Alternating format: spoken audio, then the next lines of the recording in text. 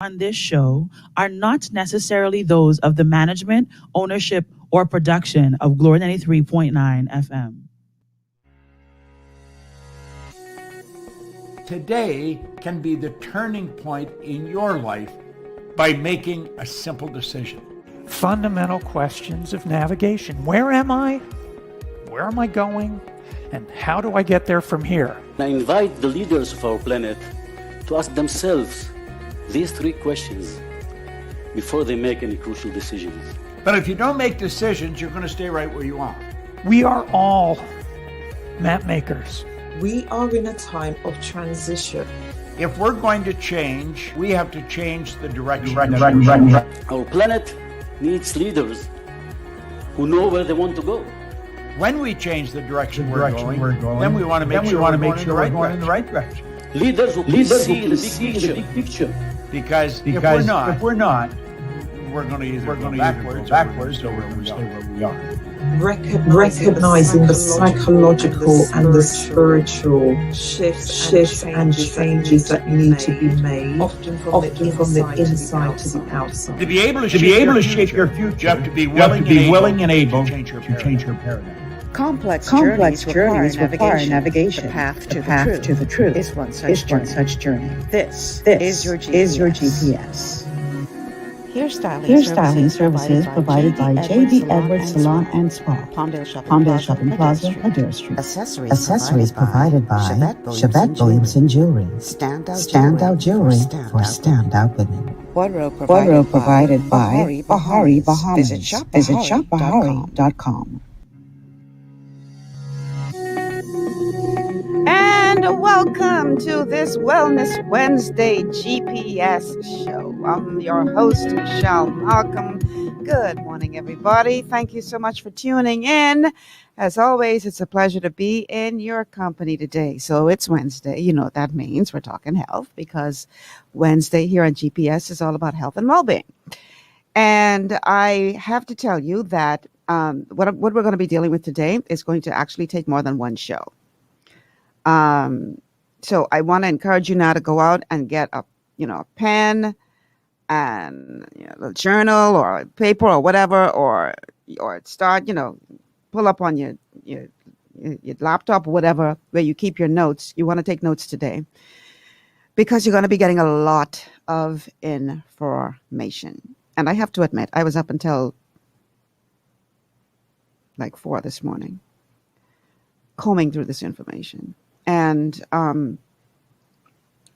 I learned a lot from what I heard from the presenter that we're going to be bringing you today. And, on these Wednesday shows, you have to bear with me. There'll sometimes be a lot of clips, and that's because really the person speaking in the clips are my guests when you think about it. And the person you're going to be hearing from exclusively in this show and probably the next maybe 1 or 2 shows dealing with this subject is a gentleman by the name of Ben Fuchs. Ben Fuchs is a pharmacist.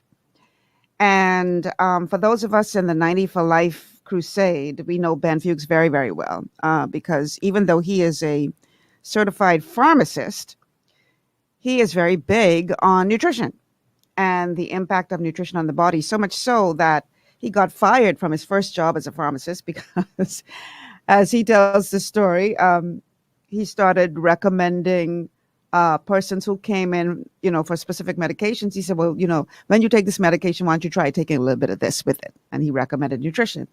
And then it got to the point where he was telling the patients that came in for the prescriptions, well, instead of this prescription, maybe you should try this. And it was nutrition. And so finally his bosses called him and said, I really don't think you're going to make it here. This ain't working out, because they realized that he was turning customers away from the pharmaceuticals and turning them towards nutrition. So he went out and he established his own his own pharmacy. But this is unlike any other pharmacy anywhere, because in that pharmacy, he prescribes, if you want to call it that, mostly therapeutic nutrition. And in instances where it is necessary for pharmaceuticals, then he would prescribe that. But generally speaking, he pushes nutrition. Now, I had an opportunity when I was in the other place to have Ben on my show And he was at that time talking about the triangles of disease and the square of health. And he was only on for 1 hour, and it just so happens that that show begins at 11 a.m. So back then, when I was coming on at 10, he said to me, Michelle, I can give you the first hour, and then I got to get out of there because I got to get to my own show. And I was like, Ben, whatever you can give me, I'll take. And just from that 1 hour, I received so much feedback from people saying, oh my God, this information. So obviously he can't be with us live because he's got his own show going on now in the United States. But I am going to be playing clips from a lecture that Ben did. Not sure where he was doing the lecture, who he was talking to, but he was lecturing students.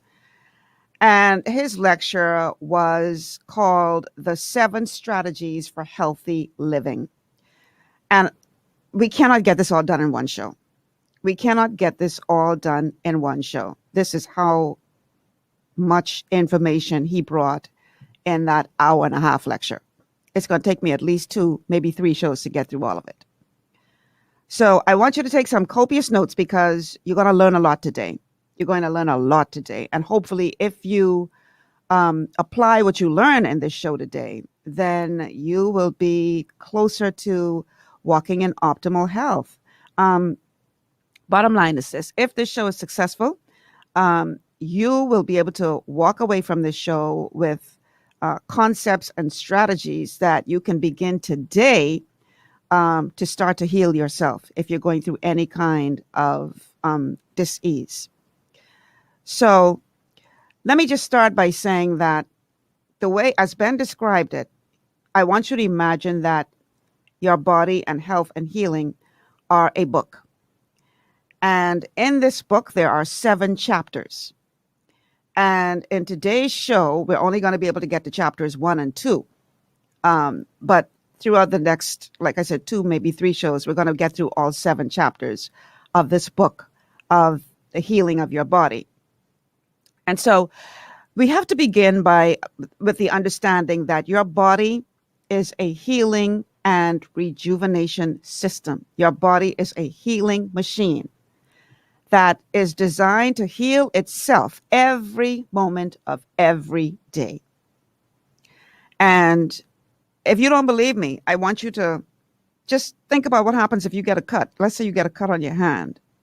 You're cutting up some chicken and you accidentally slice your hand. Immediately when that happens, as Ben puts it, a mini miracle occurs. What do I mean by that? Well, here's the thing. You don't have to start thinking about the process that it's going to take to heal that cut. You don't have to say, okay, we have to now concentrate to get this cut to heal. No, your body instinctively knows what to do to get that cut to heal. So the minute you get that cut on your hand,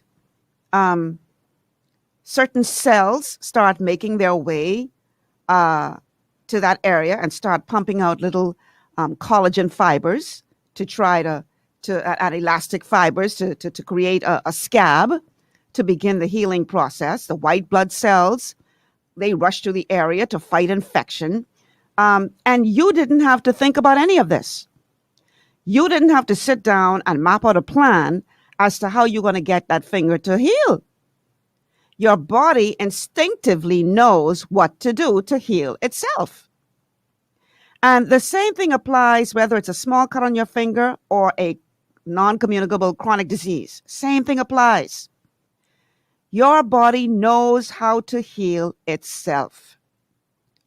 We have to lay that foundation. That is very important to this discussion for you to understand that your body knows what to do to heal itself. Because your body is a rejuvenating, healing machine. It's a system that heals itself until the day you die.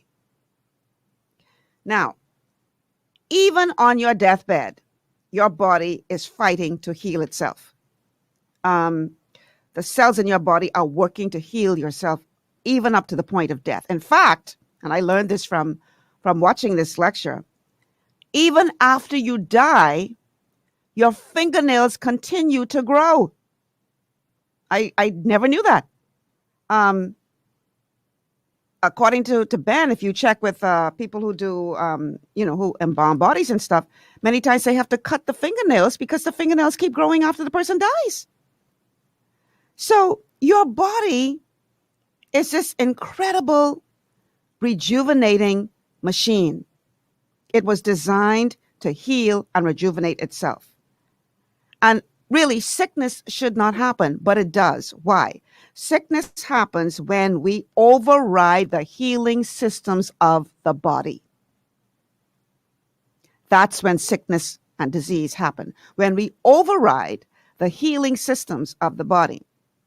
So the goal of this show is to help you to understand how to integrate very simple concepts that will hopefully make so much common sense that you may leave here wondering how we ever lived without this common sense knowledge, right? Because it's very simple concepts to follow, very simple concepts. We're going to make health simple. And we have to begin to take advantage of the healing and rejuvenating system that is our bodies. Oftentimes, the first thing we do when we get sick is we run to the pharmaceutical, and instead of helping the body to regenerate, that actually blocks the body's functions. So we're doing this thing backwards, because what we should be doing is supporting our body's ability to regenerate itself as opposed to blocking its ability to regenerate itself. So I want you to picture the subject of nutrition and your health and healing in your body as a book with 7 chapters. These are the 7 chapters: proteins, fats, carbohydrates, fiber, water, vitamins, and minerals. Those are the 7 chapters of the book that we are going to be studying for the next 1 or 2 shows or 3 shows maybe. And these are the 7 chapters that all you need to know as it relates to health and nutrition. So the very first chapter we're going to tackle is the chapter of protein. Protein is very, very, very, very important to your overall health and well-being. And if you're not getting sufficient protein in your diet, then you are going to start to develop some serious problems. So let's go to clip number 1. This is pharmacist Ben Fuchs talking about the importance of protein to your body. Protein comes from the Greek word proteus. It means of primary importance, the most important. And there's a very good reason for that, because you see, after water, your body is composed mostly of protein. Now, we all know about protein for building muscles. If you're weightlifting or if you're an athlete, we all know that you need to have protein. But protein has got many, many other roles in the body. Did you know your digestion is dependent on protein because your digestive enzymes are made of protein? Did you know your immune system is based on protein because all your antibodies come from protein? Your hormone system is largely based on protein because your hormones, to a large extent, are made out of protein. Protein is involved in shuttling systems throughout the body. You guys have heard of HDL and LDL, no doubt. HDL cholesterol and LDL, what does that stand for? High density lipoprotein. Low density lipoprotein, because you see protein carries fat around through the body. Protein is also involved in making sure that your blood-water balance is appropriate. So if your blood pressure is off, it could be because you don't have enough or you're getting too much protein. Protein is also involved in making sure that material makes it into the cells. Your cell is like a circle. You could picture a circle, and on that circle are little doorways. And those doorways admit nutrients in. And guess what those doorways are made of?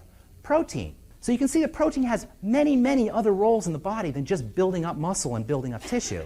It's involved in almost every single system that you could think about in the body, and deficiencies in protein will manifest as all the health issues you can think of. So now that we know how important protein is, how do we integrate it into our life? The way we measure how important a protein is by something called biological value. We'll abbreviate that as BV, biological value. The highest biological value proteins are going to be the proteins that the body can work with the best, Because in nutrition, it's not merely how valuable a nutrient is, it's how well your body can work with it, how well your body can assimilate it. And biological value is a measurement of how well your body can assimilate certain proteins. The measurement of biological value is on a scale of 0 to 100, where 100 is the gold standard of biological value. 100 is a perfect biological value protein. You can think of it like 100% of that protein is utilized. Okay, so you get it, hopefully, that protein is extremely important to your health. Okay? You have to understand that you cannot experience optimal health if you have low levels of protein or low quality protein, because there is a difference. Not all proteins are created equal. And you have to understand what are the best sources of protein. So you heard him talk about the 100. There is a food that is considered the perfect food because of that 100 level that he spoke about. And it's interesting because some time ago, this food was being demonized. They would have had you believe that you should not eat this food because it was going to raise cholesterol levels. And since then, that belief has been debunked, but not before they demonized this food. And it is really considered to be the perfect source of protein. So in this next clip, Ben is going to be talking about what are your best sources of protein, because you have to understand that not all sources of protein are created equal. So let's go to clip number 2, please.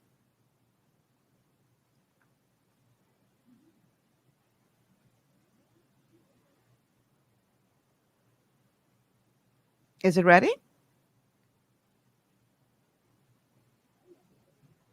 How are we looking with the clip, Marisha? Clip number 2, please. Egg protein is the gold standard of protein. And nobody in this room should believe that silliness about eggs having cholesterol and you shouldn't eat eggs. Everybody needs to eat eggs. Eggs are not only the perfect protein, in general, they're the perfect food. And to deprive yourselves of eggs is to deprive yourself of a powerful, powerful God-given food. Because not only are eggs rich in protein, but they're rich in beta-carotene, and they're rich in essential fatty acids, and they're rich in magnesium, and they're rich in zinc, and they're rich in everything that's required to build a life. Because what is an egg? It's a life. An egg is rich in everything that's required to build a life, and they're a vital, vital component of dietary good health. But in terms of biological value protein, egg protein is the perfect assimilatable protein. And by the way, when you're eating eggs, you want the yolk and the white. You want the whole picture. And most of the good stuff is actually in the yolk, but the protein is in the white portion. And egg protein is perfectly assimilatable by the body. Egg has about 7 grams of protein, and it gets a 100 on a scale of 0 to 100. It's the gold standard of protein. But there's one protein that's even better than egg protein. If egg protein is a 100, this special protein is actually a 120. It's actually 20% better than the gold standard of protein. Whey protein is the protein of choice for people who are serious about their protein needs. Football players, weightlifters, athletes of all type. If you are serious about your protein needs, you know about whey protein. If an athlete is doing something, folks, we want to start to pay attention. If an athlete is doing something for their health, we as average folks want to start to pay attention because we're all athletes. Just getting out of bed in the morning is an athletic event. Just getting through our day requires athleticism. If an athlete is doing something nutritionally, we want to start to pay attention to it. And by far and away, whey protein is the protein of choice for athletes and bodybuilders and football players and baseball players and people who need to have muscle mass and people who need to be healthy. And there's several reasons for that. Number one, whey protein is even more available to the body than eggs. In fact, whey protein is the most perfect food and the most perfectly absorbed food next to mother's milk. Only mother's milk is better for you than whey protein. Whey, just so you know where it comes from, is a derivative of the cheese manufacturing process. Milk, as it turns out, cow's milk, is not a great health food. In fact, milk does not do a body good. Milk is not a health food. human beings are the only animals that drink another animal's milk. You see, milk contains components to build an animal of that type. And cow's milk contains the perfect components to build a cow. So unless you want to be a cow, you don't want to be drinking cow's milk. So in cheese making, you take milk, and what happens when you make the cheese is the milk is divided into two fractions. The bottom fraction is called casein. The top fraction is called whey. Casein has a curdy nature, and it's used to make cheese. In fact, casein is one of the main reasons milk is not a health food, because casein has a gummy sort of nature. Do you ever see a mozzarella cheese? You know how you pull that mozzarella cheese? That's the casein that causes that gumminess, that causes that rubberiness. And that casein is very allergenic, and it accounts for much of the allergies that are associated with milk. Not only that, but the casein can gum up your intestines, and it can prevent nutrients from getting into the system. Many people, after they drink milk, will get mucousy. Some people won't even notice that they're mucousy all the time because they're drinking milk. A lot of times you'll see kids who are mucousy. It's because they're drinking cow's milk, and this is in large part due to the casein. Okay, so the casein has a curdy nature to it, has a gummy nature to it. At the top, the liquidy portion is whey. And that liquidy portion has none of the downside of milk because all of the downside of milk is located in the casein, in the curds. Okay, little Miss Muffet sat on her tuffet eating her curds and whey. That's where we get that rhyme from, curds and whey. So when we get rid of the curds from the milk, all that's left behind is the whey. In fact, if you go to the health food store, you can get something called sweet dairy whey. And sweet dairy whey is very powerful for several reasons. Sweet dairy whey is a rich source of food for your natural bacteria. Sweet dairy whey is also a powerful source of protein. So if anybody knows where I can find some sweet dairy whey, please let me know here on the island, because I need some. Yeah, I need some sweet dairy whey because, you know, I told you all how I just discovered gluten-free cereals the other day. And so I've been going to town eating cereal, right?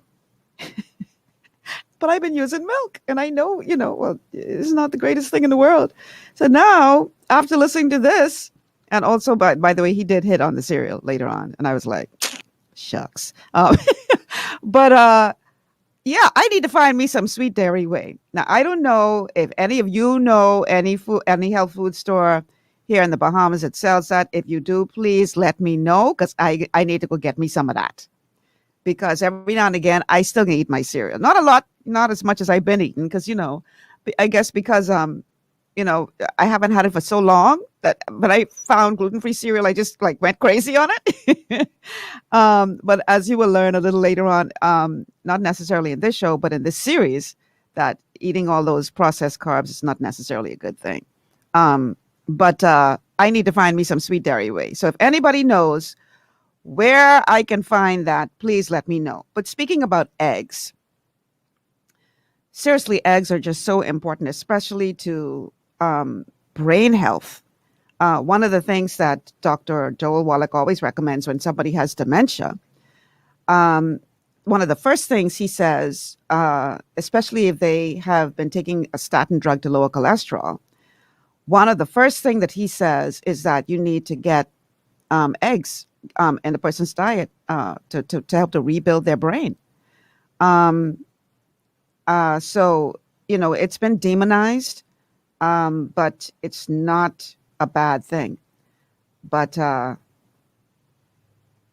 my friend Rafa from Boston is saying, get rid of, let's see, Rafa says, get rid of animal-based milk, replace it with plant-based milk instead, like almond milk, cashew milk, oat milk, hemp milk, or soy milk. Well, I don't want to do soy or oat, Rafa, because oats has gluten. Soy is bad unless it's heirloom organic soy. It's been genetically modified and it's been sprayed with Roundup. But I will certainly look for the other sources of milk. But I got to find something because I know I'm not supposed to be drinking cow milk. I know that. But yeah, I you know, eggs have been demonized, and I know some people are vegan or vegetarian and you're not going to eat eggs, and that's fine. It's not the only source of protein, but it is a very, very good source of protein. And so, like I said, usually Dr. Wallach recommends to people who have dementia, he says, get them on 8 to 12 eggs a day. And you're like, what? Yeah, because we need to rebuild what has degenerated in the brain. And eggs is one of the best ways to do that. And I have seen that with some of my own clients. I have a client who reached out to me whose mother was having cognitive issues. I don't know if she had been on a statin drug. I can't remember. But before we even got her on the nutritional supplements, I said to her, you have to increase the eggs. And I told him what to do. I said, mix them up in her smoothie. And he reached out to me a couple of weeks later and he says, Ms. Malcolm, my mother's now having conversations again. I can't believe it, just from the eggs. This was even before his nutrition had arrived. So the bottom line is this. Protein is extremely important to your health. Extremely important. There is no ifs, ands, or buts about it. Now, you may say, I don't want to go through animal sources to get my protein, so you can get your protein from other sources as well. But whatever you do, get sufficient protein in your diet because it is vital to your health. We're going to take a quick break, and when we come back on the other side of the break, we're going to be looking at a component of proteins called branched chain amino acids and how important they are to achieving optimal health. Stay with us. This is a Wellness Wednesday on GPS on Glory 93.9 FM. Glory 93.9 FM, the people's favorite gospel station. Ocean Blue is the best in seafood, hey, hey. Fresh out the water and affordable too. We got fish, conch, lobster, shrimp, everything you want. Ocean Blue got it. Ocean Blue, friendly and clean, best service you ever seen. Ocean Blue is the best in seafood, hey. Fresh out the water and affordable too. Hey. Ocean Blue Seafood, we are here for you. Ocean Blue Seafood, no one else will do. Ocean Blue Seafood, located on Bernard Road. Contact us at 393-216. Boy, here calamity. Boy, don't want that be me. Let me get this coverage, do it once and for all. Insurance management is who I got call. When calamity strikes, we're here to keep you safe and secure. With offices in Nassau, Freeport, Abaco, Luther, and Exuma. Insurance management, we cover the Bahamas. At Lee Air, safety is our #1 priority. Flying since 1996, we offer scheduled flights into Fresh Creek and Mangrove Key Andros and Great Harbor Key, Berry Island, twice daily, 7 days a week. Affordable charter services are also available to anywhere in the Bahamas and the Caribbean. Lee Air Charter Services. Call 225-3267, 702-7127, or 322-1317 for reservations. To stay healthy, it's crucial to make sure you get the nutrition you need every day. But it's difficult to get all your recommended vitamins and minerals from food alone. Even in the United States, 94% of people are deficient in at least one nutrient. Beyond Tangy Tangerine 2.0 by Youngevity is a simple, convenient, and affordable way to help your body get the essential nutrients it needs. It's an advanced plant-driven multivitamin mineral complex that contains certified organic whole foods, trace minerals, and antioxidants. BTT 2.0 supports your body's natural defense system with a proprietary blend of energy-boosting and body-loving nutrients, plus prebiotics, probiotics, amino acids, and enzymes that support digestion. With an unusually high ORAC score of 8,000, you get even more antioxidants to help combat free radicals that can cause damage to your cells. But to get the most benefit and value from any multivitamin, your body must be able to break down the nutrients so you can fully absorb them. Otherwise, they'll just pass through your system without doing any good. Beyond Tangy Tangerine 2.0 was specially formulated with synergizing cofactors to ensure you get maximum nutrient absorption. Beyond Tangy Tangerine 2.0 is the easiest way to give your body the balance and complete daily vitamin mineral supplement it needs for optimal support of your overall health. To learn more, contact your Youngevity associate.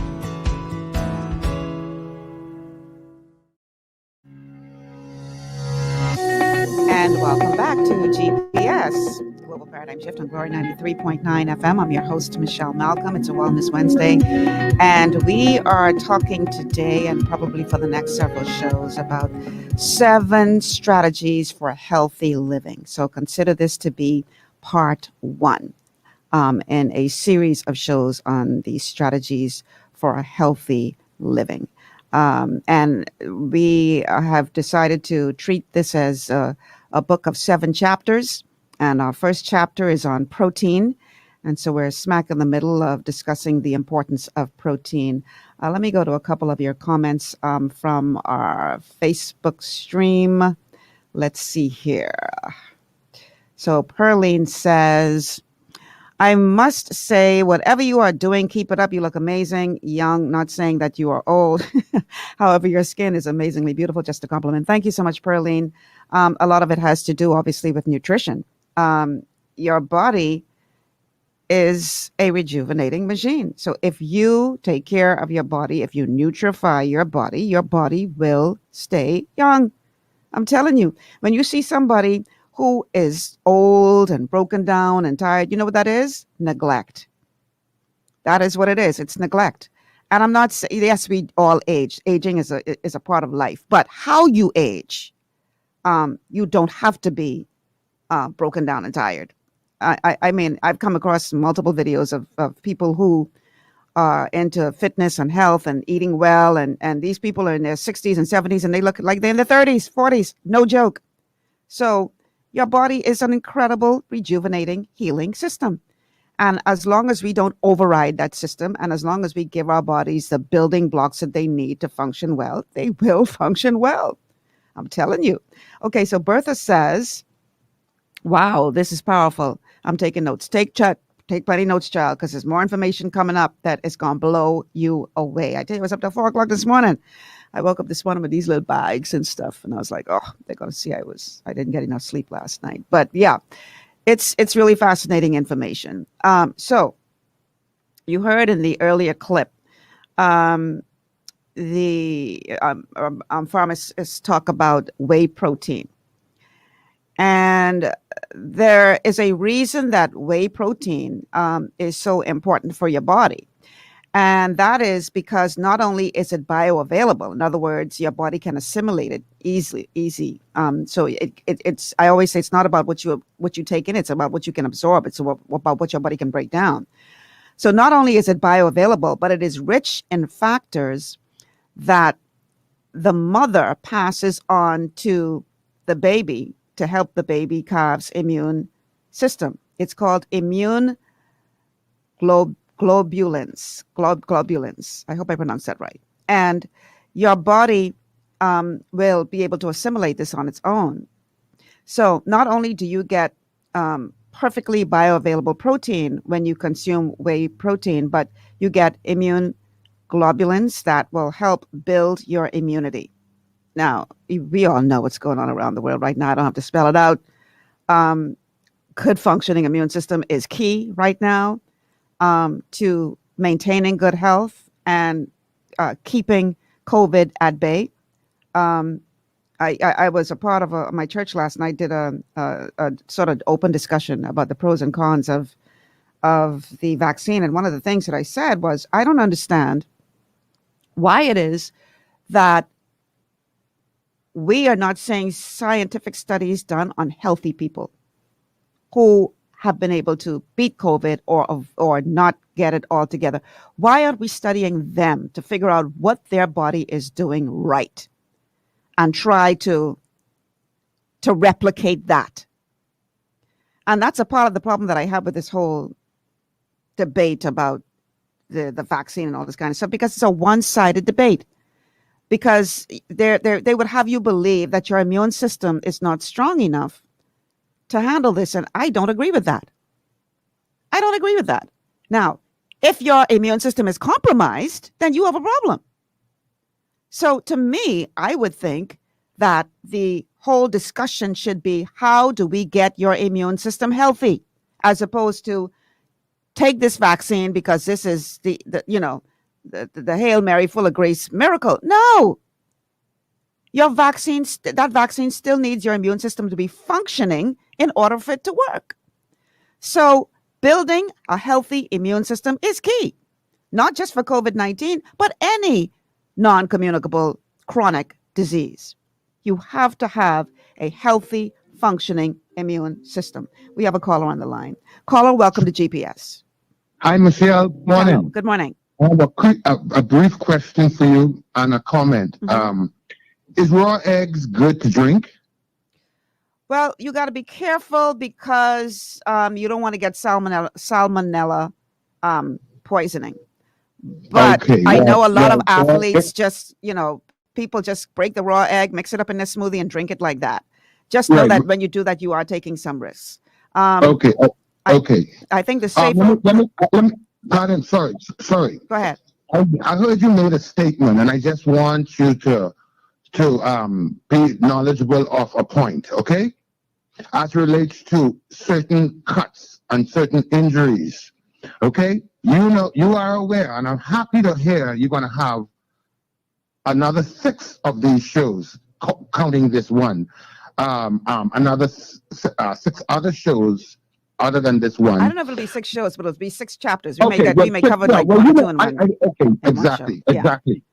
There, you are aware, Michelle, and I'm asking Father Yahweh, Elohim, Holy Spirit now to go before me and any words come out of my mouth on your show. And I'm not here to disrespect your show or anyone else. So don't be concerned. The mucosa is the inner lining of the colon and or the rectum. The mucosa is made up of a thin layer of what is called epithelial cells. Okay? These cells are called the epithelium when you combine in this layer of connective tissues.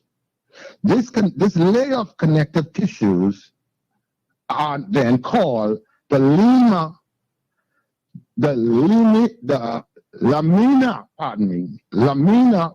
propria. Lamina propria. I'm getting my words tied tongue now. I don't know what's going on. I'm a person who could talk. But I need the world system, the World Health Organization, to hear this point. The little boys and girls, okay, who in a lining of their rectum or colon was damaged because of rape and sexual molestation, that doctors around the world have said out of every 250 people, 50, one person is infected. Amos, get to your point, please, because you're trying taking to up, you're taking up valuable time.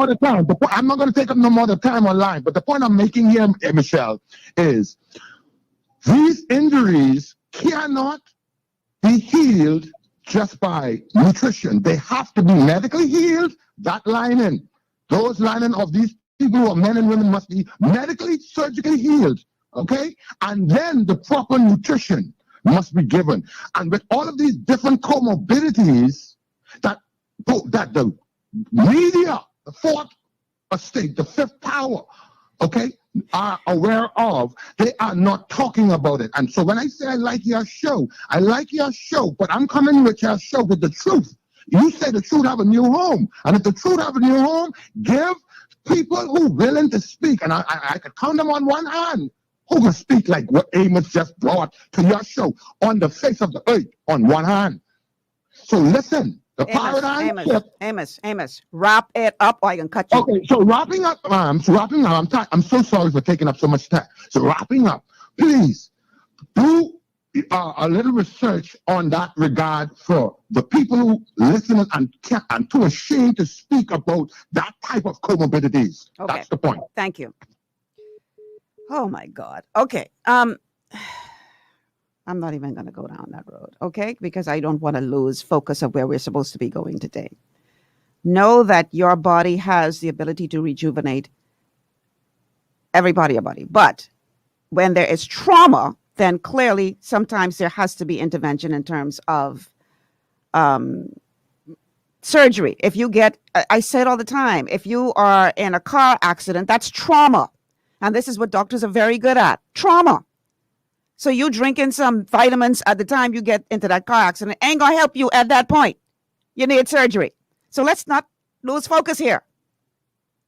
I appreciate your support, Amos, and calling in, but sometimes you just run on with something, you know, and you eating up good time. And we got plenty of information to get to today, okay? All right. So let's get back on focus, please. So whey is a food that you can eat that will actually support your body's immune system. I said that before we got the call. So whey protein is a source of a natural antibiotic called lactoferrin. And lactoferrin helps your body to fight diseases better. So even though that is good news, there's even more good news as it relates to whey protein. But protein, you have to understand, is made up of amino acids. And among the most important amino acids are something called branched chain amino acids. Branched chain amino acids. And these are the most important amino acids for building muscles and tissue. And whey protein is nature's richest source of branched chain amino acids. So every time you get a dose of whey protein, and this is why if y'all know where I can find some, please let me know so I can go get some. You are getting almost 25% of branched chain amino acids. So here is, again, pharmacist Ben Fuchs talking about the branched chain amino acids. That's clip number 3. Valine, leucine, isoleucine, and a magical amino acid called tryptophan. Tryptophan is a magical amino acid because of its many, many vital roles in the body. Not only is it a critical amino acid for building muscle and building tissue, but tryptophan is nature's sleepy time amino acid. Milk is rich in tryptophan. That's why mothers know to give warm milk to babies. Tryptophan also helps your body make happy hormones. Hormones that go into your brain and make you feel happy. So you think tryptophan is a vital nutrient. You think you should be able to get tryptophan. Well, you know what? Tryptophan is illegal. You can't get tryptophan at the health food store. Tryptophan is illegal. You have to get a prescription for this very, very vital substance because the government, and we won't get into that now, has decided that you shouldn't have tryptophan, as vital as this is. Tryptophan is so vital that the government makes baby food manufacturers put it in the baby food. But after you're a baby, you can't have tryptophan unless you have a prescription from your doctor. Well, I'm here to tell you whey protein is a rich, natural source of tryptophan, one of the best. So you got branched chain amino acids, you've got immune factors, you've got incredible bioavailability, and you've got good taste as well because whey protein tastes good. Tastes kind of milky. Just add water to it and you drink it. Yeah, Michelle needs to go look for some whey protein, y'all. So if you know where to find it, let me know. I want to try it, see how good it is. Okay, so we understand now how important whey protein and eggs are as it relates to getting good quality protein in your body. And there are other sources as well. For those of you who don't eat animal products like my friend Rafa in Boston, I'm not saying that this is the only source of protein, but I'm talking about, you know, these are very, very good sources of protein that will help to build up your immune system because your immune system is mostly protein.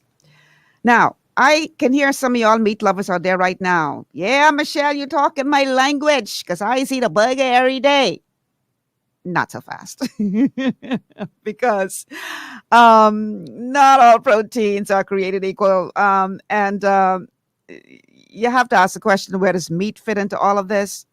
Well, yeah, if you're eating a burger every day, I'm sorry, but no, that's not going to cut it. Or if you're eating steak all the time, I'm sorry, but no, because not only is cooked meat low on the scale of bioavailability, but meat protein contains, generally speaking, nowadays, hormones, antibiotics, and all the toxic stuff that were fed to the cattle to make it fat, such as estrogens, so that it will look good in the butcher's counter when you go to the food store. So meat protein can be problematic. It's not really considered a healthy food because of all of the stuff that's been done to it in the process of getting it to your table. Now, you may say, rightly so, Michelle, we have been programmed to be meat eaters. The cavemen had to go out and actually, hunt meat to eat, and they were fine. And you'd be right to a certain degree. But you see, the big difference between our ancestors and us is back then, they had to go hunt for that meat.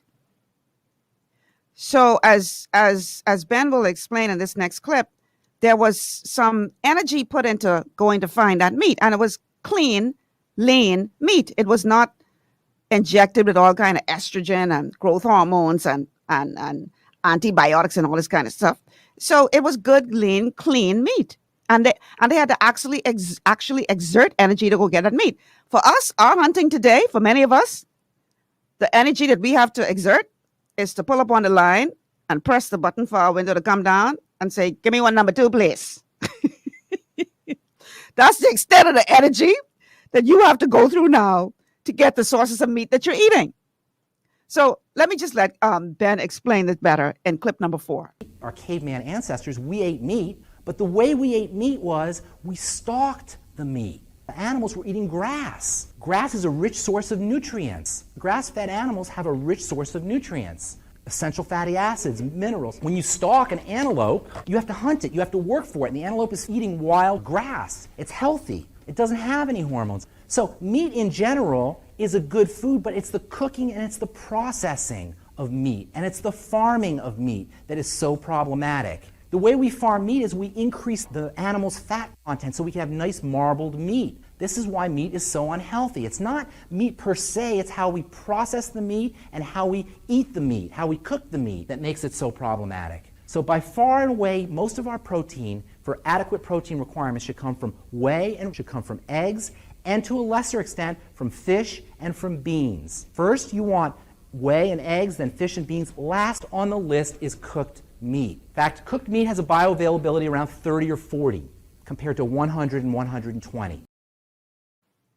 Okay, so if you are going to be eating meat, remember we always talk about this, that it should never, red meat especially, it should never be well done because it is extremely difficult for your body to break that down once it's well done. It should always be rare or medium rare if you're going to eat red meat. And processed meats, forget about it, because the processed meats has all of that toxic stuff that he's been talking about, the nitrates and the nitrites and all the other, the estrogen and the hormone and this and the next that they pump up in these things. And then when you eat it, then you have a problem. And we wonder why we see little 9-year-old girls now developing breasts and going through puberty at 9 because the foods that we're consuming are so pumped up with estrogen and so much other garbage. And it doesn't just magically disappear. Once you consume that food, you are consuming all of that stuff. And so I hate to be the bearer of bad news, but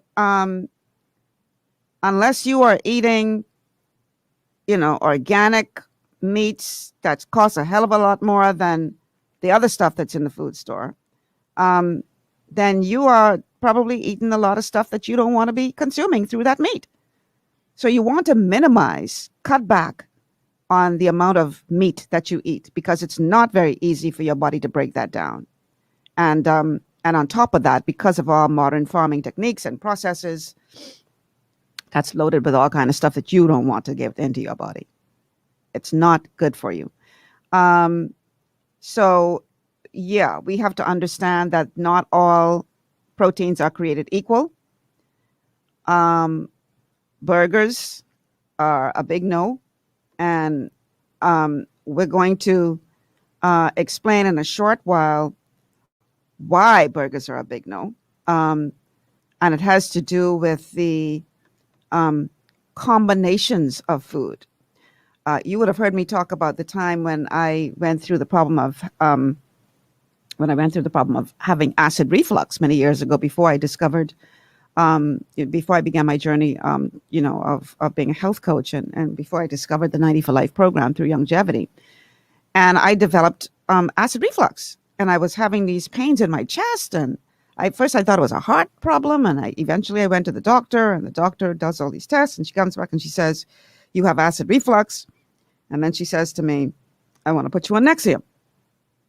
Well, don't even get me started on that, because now Nexium is under the gun. People suing because now Nexium has been proven to cause, I think, 9 different forms of cancer. So thank God I made the decision that I wasn't staying on no Nexium. I took it for 3 days to get some relief. And then I decided to go figure out how to make my body more alkaline, because I figured that if your body is this acidic, that is causing you to have pain in your chest, this is a wake-up call. And I did my research on how to become more alkaline. And a lot of it, what I found, had to do with the combinations of food. So we are going to talk about that, because you need to understand what happens to your digestive system when you eat the wrong combinations of food. So before we go into that, I don't want to get into that before the break, because I want to talk about that a little bit more extensively, and we only have 4 minutes before the next break. So let me read a couple of your comments in the meantime. Bertha says, Michelle, that's how the doctors make their money, writing prescriptions. You go to the doctor for the flu, they give you like 4 prescription medications. Ah, boy. Yeah, we just have to educate ourselves, people. Okay.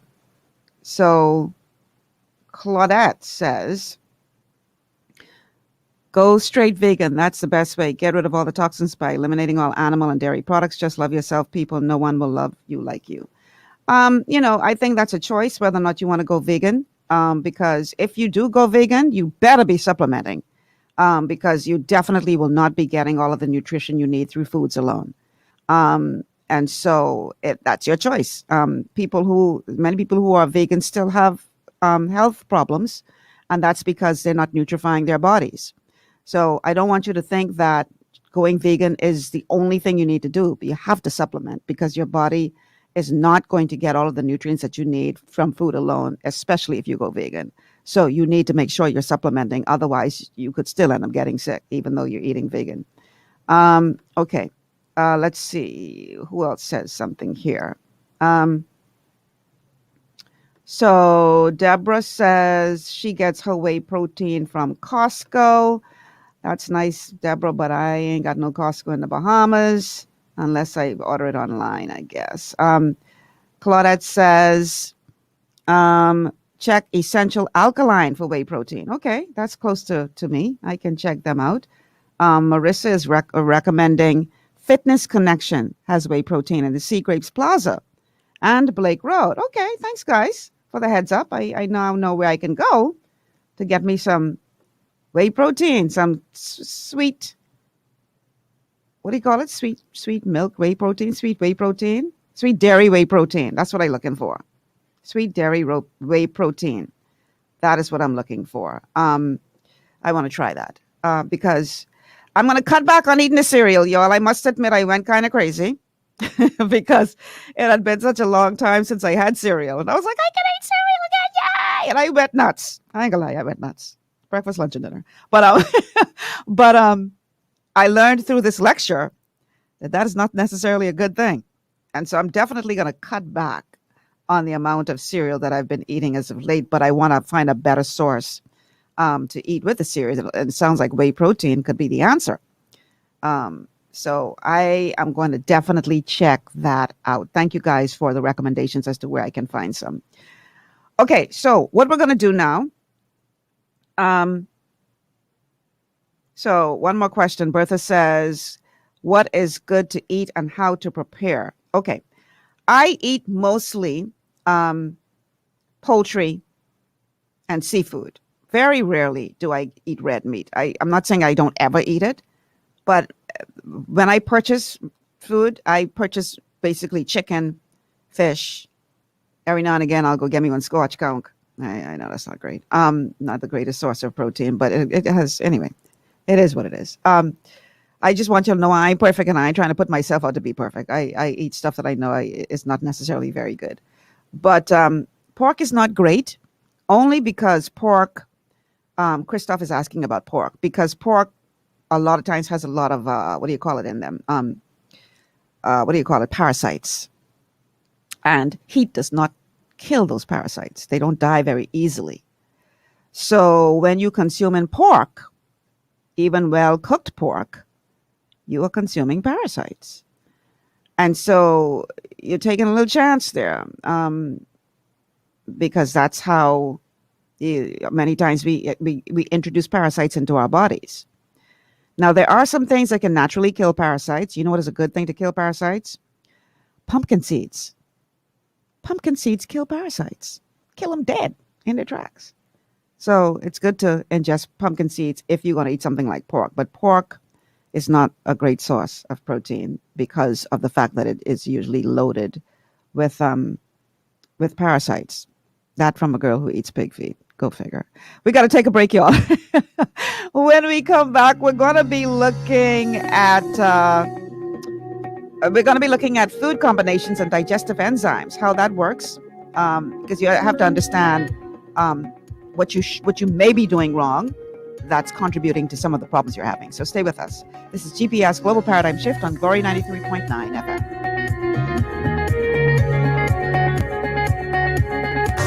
Best dress, hats off, looking like I walked out of catalog. Everybody wanna know where I got it from. Catwalk, catwalk, catwalk, boutique, where we make fashion statements. Catwalk, boutique, where we make fashion statements. For the latest styles in women's clothing and accessories, visit Catwalk Boutique on Robinson Road East at the Heron Plaza. At Catwalk Boutique, we make fashion statements. Looking for an extraordinary junior high school with caring, qualified staff and affordable tuition? Then come visit us at Elite School of Excellence, an affiliate of First Step Academy. ABECA-focused and Ministry of Education approved, we foster discipline, integrity, and wisdom while molding our students for success. Call us at 341-8846 or stop by First Step Academy Schools on Fire Trail and Soldy Roads for more information. Executive Printers is your one-stop shop for all your branding and customization needs. Letterheads, envelopes, business cards, invoices, share and gift certificates, rubber stamps, vouchers, funeral programs, brochures, flyers, banners, and promotional items like mugs, water bottles, mouse pads, and key rings, all with personable service and great quality. No project is too small or too large. For great turnaround and competitive pricing, make an executive decision. Call us at 393-5011. Escape from the city life to Bacon Air Beach Resort in Pirateswell, Mayaguana. Relax in one of 16 air-conditioned rooms just steps away from the ocean. Enjoy scrumptious dishes in our waterfront dining room. Sip on a tropical cocktail, or if you must, stay connected with wireless internet.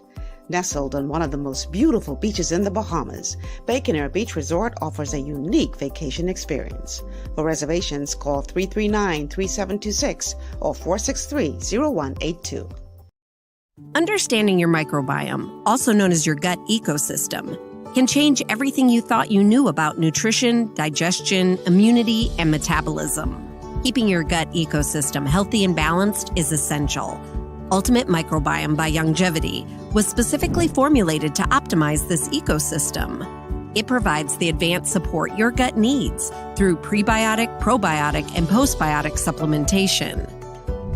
Our unique blend of probiotics includes Lactobacillus and Plantarum, healthy bacteria that can help prevent harmful bacteria from taking over your gut. Increasing your gut's population of beneficial bacteria creates a more balanced gut microbiome, which has been shown to aid in weight loss, skin health, sleep, mood, and may even help with seasonal allergies. Ultimate Microbiome also promotes the production of postbiotics. Postbiotics are key to help regulate your gastrointestinal health. To enhance digestion, Digizyme Multi-Enzyme Complex, a blend of 5 specific enzymes, has been added to Ultimate Microbiome. It can help break down food so your body can better absorb nutrients. Plus, we've added our proprietary I-26 Hyperimmune Egg Powder to aid in the elimination of disease-causing gut bacteria and help your body balance its immune response. Ultimate Microbiome, the scientific, proprietary, and holistic approach to gut health that helps optimize your body's entire gut ecosystem. To learn more, contact your Youngevity associate.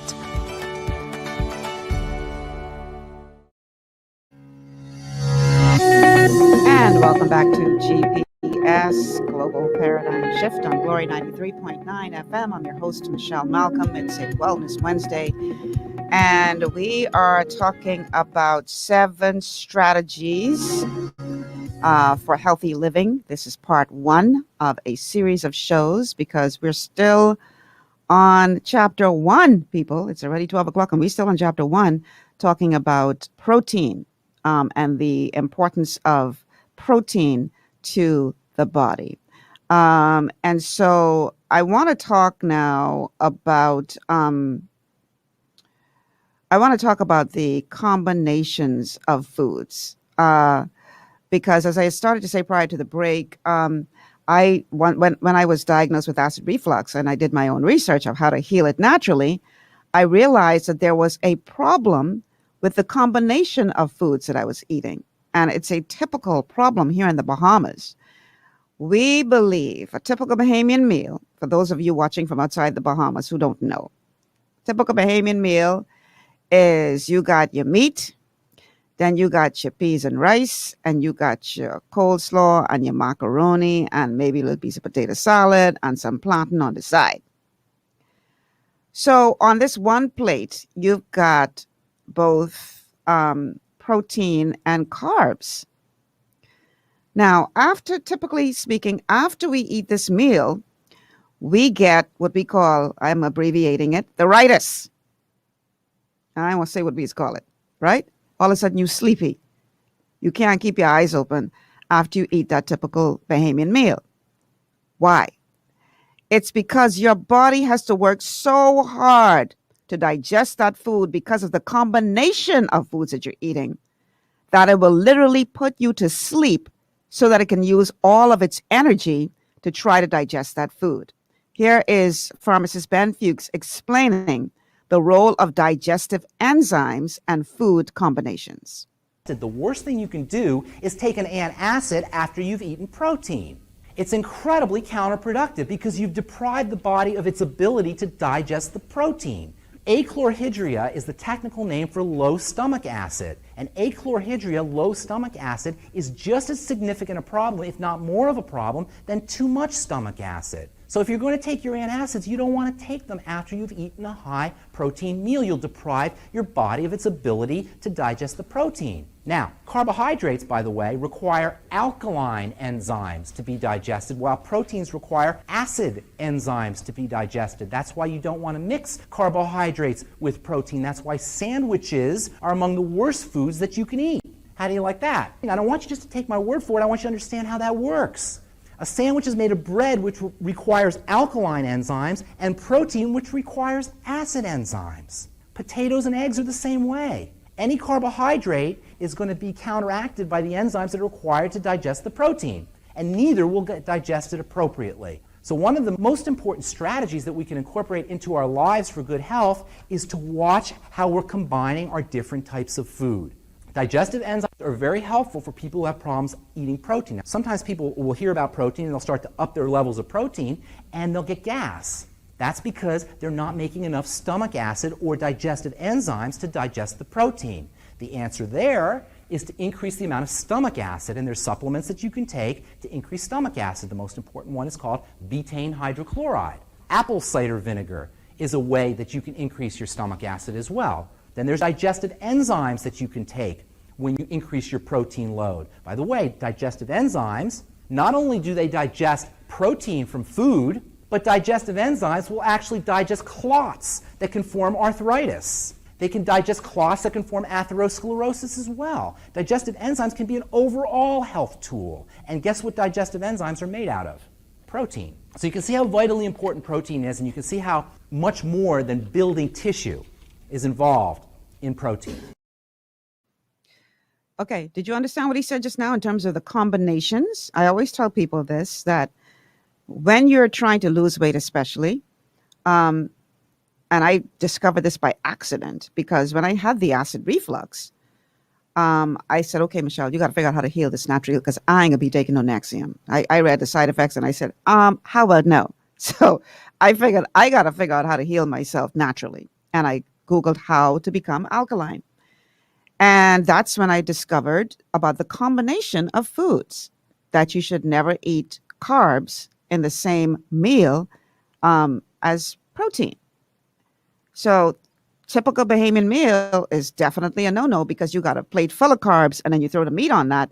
And now you've got a problem because the alkaline enzymes are canceling out the effectiveness of the acid enzymes and vice versa.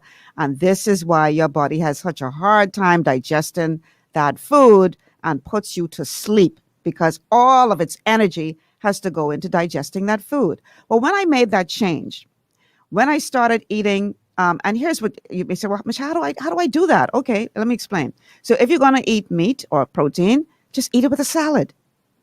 Eat it with some vegetables, not starchy vegetables, not potatoes, but eat it with a salad or some other greens or some, non-starchy vegetables. And you would be surprised at how much energy you will have after that meal. You won't get sluggish. You won't get sleepy. You won't get tired. You'll still have lots of energy and it will pass through your system a whole lot easier.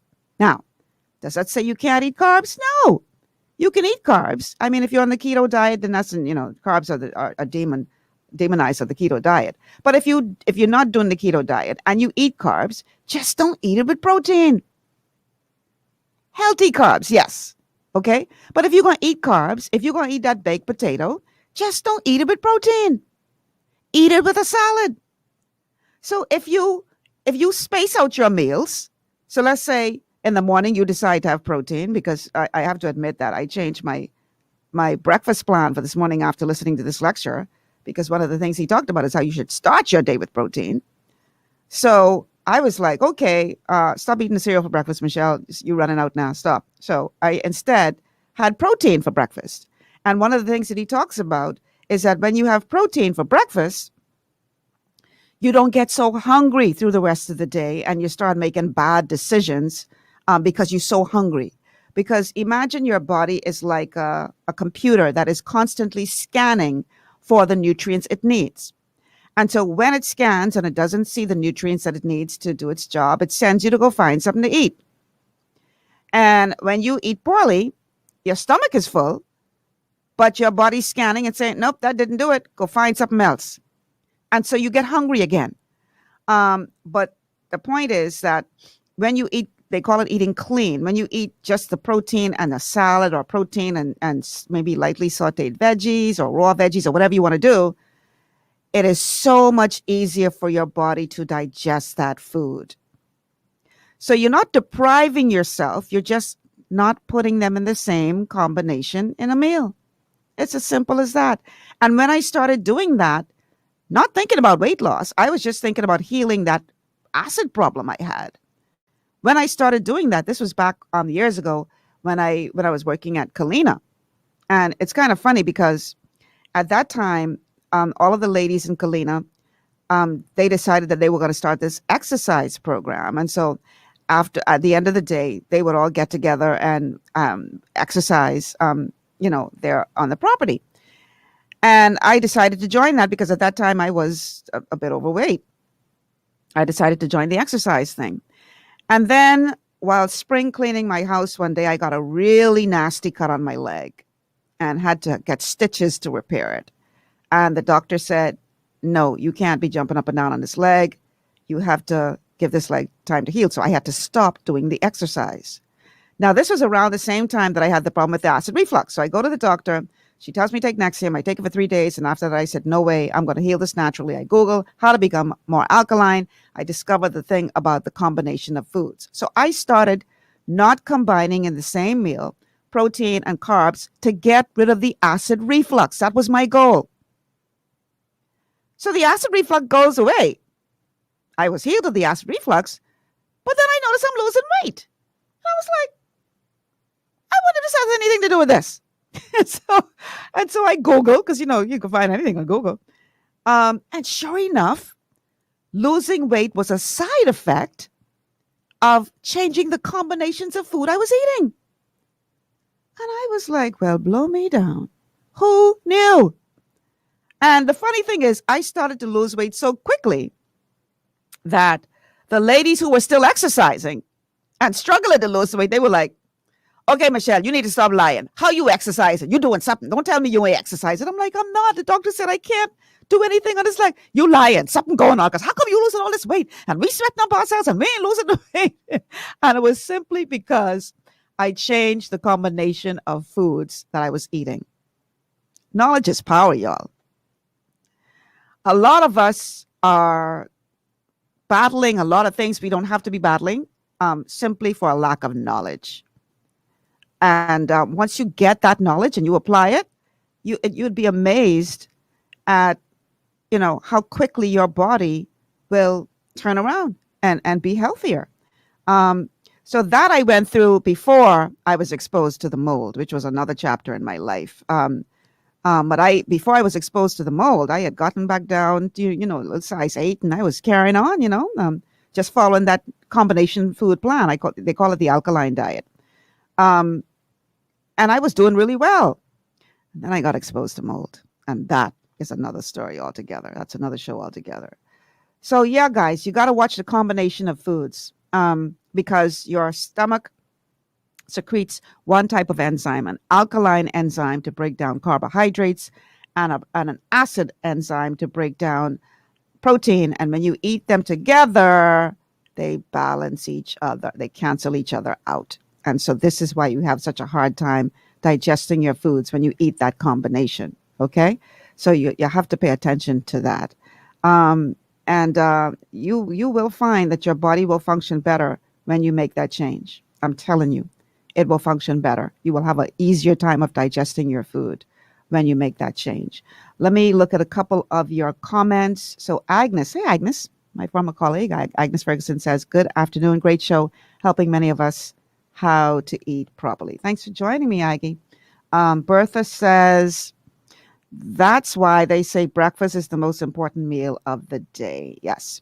Georgina says, hi, Michelle, can you give a short list of breakfast proteins?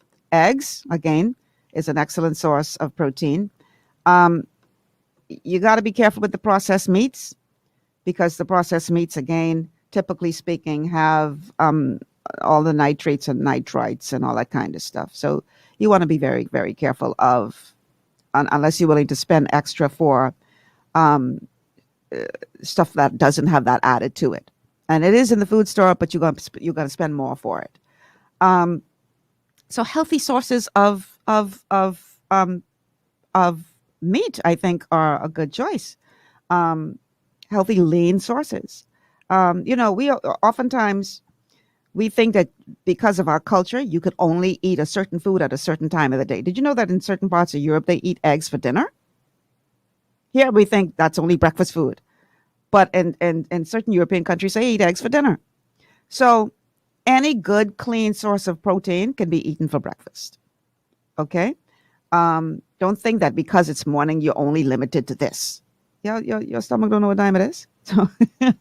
So you can eat these things that we wouldn't necessarily, think of eating for breakfast. But you want to start your day. I feel like eggs is a great example. Eggs is a perfect example of a good, healthy protein that you can start your day with. And how do you prepare your eggs? Not fried. So don't go run out and start frying your egg and say, Michelle said I should eat more eggs. I didn't say anything about frying them. Do not fry the eggs because once you've done that, you've just destroyed it. You want to go with soft-boiled or poached. Or if you must have scrambled eggs, just lightly scramble them in butter, not oil. Butter. Okay? Butter is better than oil. And you would have heard me talk about multiple times why oil is bad. And you're going to hear that again from Pharmacist Ben in this lecture.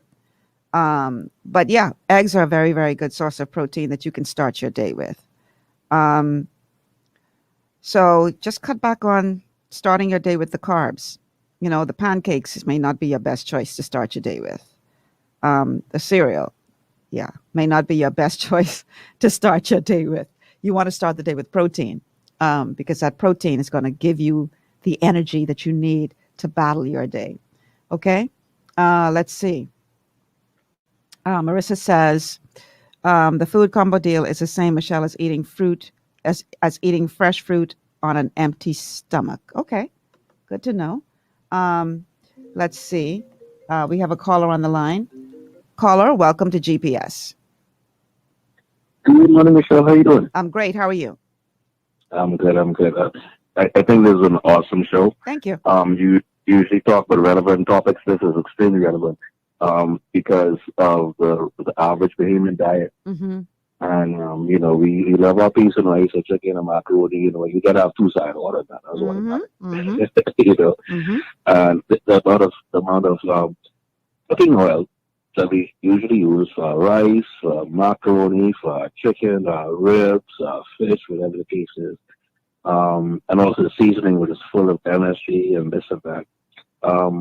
We're not really particular about the content of what we use to fry food, which you usually do fry as opposed to bake and boil. Mm-hmm. We're not really concerned about that. We're concerned about the taste. And so we skip past what's nutritious for our body. And of course, famous, we sweet both people. So, if it doesn't taste good, then you ain't having it. Yeah. But another thing too, I commented earlier about pork, and we talked about white meat. Mm-hmm. Pork it takes longer to digest. I remember years ago reading about how soldiers in the middle part of the century, actually, and earlier, they would go to the mess hall and they would stuff their stomachs with pork, the chops, the ribs, this and that, because how long and it's very fatty meat. Of course, as you can imagine, coming from a pig, but it takes longer to digest. And pork chop is my word. That's one of the sweetest meat of the food. So yeah, it tastes good. It is good. It's like the most I sprinkle sugar on that particular meat right there. Sugar? Between that. Sugar? Ew. Between that and stuff, it ain't nothing good like a good pork chop. And boy, look at when burgers was swinging back in the day, but let's go far back. I don't want to make myself sound like a one man, but let's talk about Tony Romas. Yeah, the ribs were good. Well, now that you say that, there was sugar in the sauce. So you're right. Okay. All right. But I mean, brown by sugar. itself, Okay. Yeah. Okay. By itself, boy, any meat comes from the pig, boy. Look here, but what damage that doing to you, boy? And like I say, I ain't sitting here acting like I perfect. I gotta cut it out of my diet altogether because I do. I agree. Don't mind me. I do enjoy. I don't want to sound like I'm a vegan, nothing like that. Because boy, I'm a vegan too. And it's very difficult to remembering or trying to stay at that comfort narrow road of Well, I always tell people, healthy. I did a consultation yesterday with a client who this was a follow-up consultation after she had been on her products for like a month or two. And what I do with my clients is I do a follow-up just to see what progress they're making. And her numbers had improved really well. But she admitted to me that the day before she ate fritters and she was still eating fried food and she was still eating gluten. And I said to her, she said, I cut back plenty, Michelle. I cut back plenty. I said, yeah, but that's like saying I'm a little bit pregnant. You can't cut back a little bit or plenty.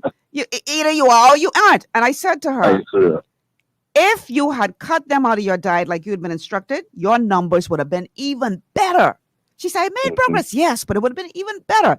And my question to her was, because she said that after she ate the fritters, she still had, she experienced this joint pain and stuff. I think it was joint pain. So I said to her, either that or digestive pain. So I said to her, were those fritters so delicious that it was worth that pain? And that's the question we have to ask ourselves. Because I was eating gluten up until last year, March, even though I knew I shouldn't have been. But I was going through hell eating that. And after being off of it, I realized, my God, I feel so much better. So I'm at the point now where I'm scared to go eat gluten now because I don't want to go back to that pain. Ain't no bread or muffin or duff tastes that good for me to risk the kind of pain I was experiencing while I was eating that. And that's the point I'm trying to make. Yeah, pork chop tastes good, but is it worth what it's going to put your body through? Does it taste that good? Boy, Michelle, I ain't gonna lie. I know where to find good food. Man, look here. They're better alternatives. They're better alternatives. Oh. And I tell people all the time, I ain't missing nothing since I went gluten-free because I know how to prepare my foods, the foods that I love. I still make my stew fish. I still make my potato bread. I still make, and I ain't missing nothing because I just use a different kind of flour. I ain't missing nothing. I'm not being deprived. But yet, I feel great. So it ain't worth it. I ain't nothing taste that good. That's the point I'm trying to make. Let me ask you this, and I agree completely. Now, let me ask you this. The struggle with a lot of people have that, because I think you want to enjoy your food. Otherwise, the Most High wouldn't have given us the taste bud that we have. Right. Now, the thing about it is that eating healthy, but still maintaining a certain level of taste. Why you can't do both? They're not mutually exclusive. No, but you gotta spend extra money in the food store. Honestly, let me ask you something. You rather spend a couple extra dollars up front, or you rather spend that money on dialysis? I understand. Or heart disease. Or cancer. However, for a lot of people, because a lot of people are listening. And the thing about it is, it's a struggle, trying to cancel out most of the pertinent bills every month. You know what I mean? So, but if you damaging your body, you still gonna pay, and worse. So that's true. you gotta prioritize. You would explain it to the woman who has 2 kids and she can only afford 2 and go on beef. Yeah, but then when she get cancer and die, who can take care of them children? These are things you have to think about. That's probably why corned beef is bad for you. You ever see? Don't get me started on that, because we run here pushing vaccine, but we feeding people corned beef. But that's another show. No. You know what? I was about to tell you that they are going to listen to the rest of the show, but on that note, let me add a little footnote. I want you to make it quick though, because you're eating up my time, and I still got chapter 2 to get to. I'm so sorry, but no, go ahead.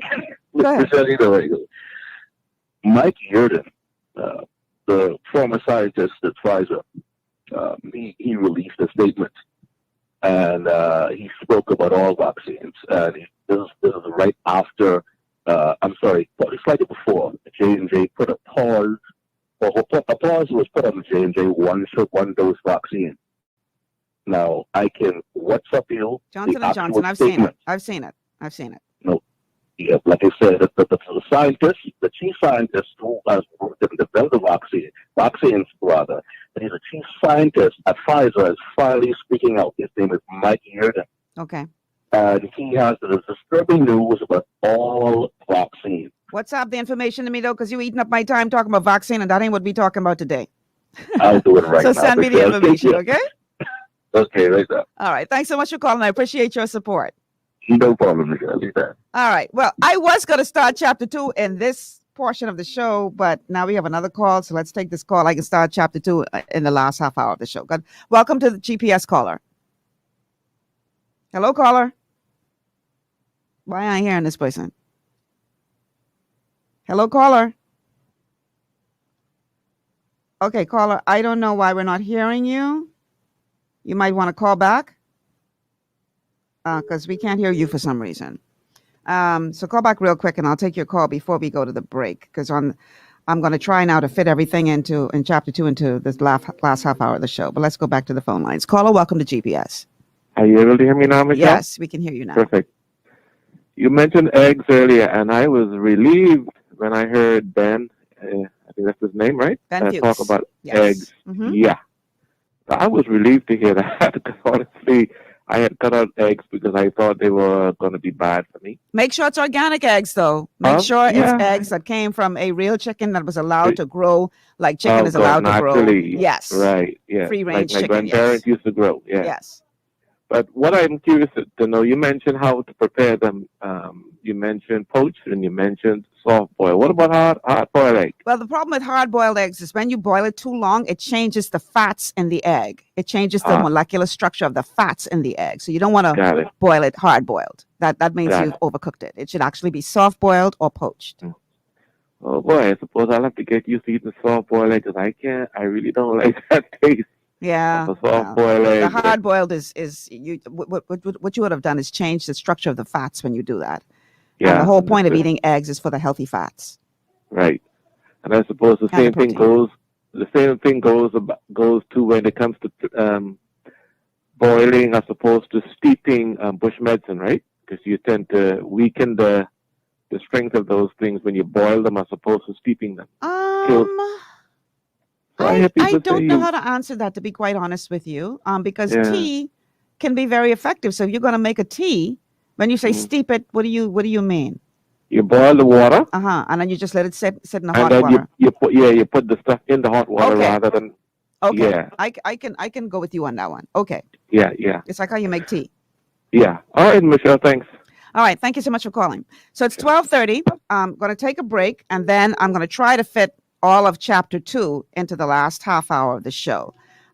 Chapter 2 of this 7-book chapter is going to be looking at fats. You do not want to miss this. Stay with us, GPS, on Glory 93.9 FM.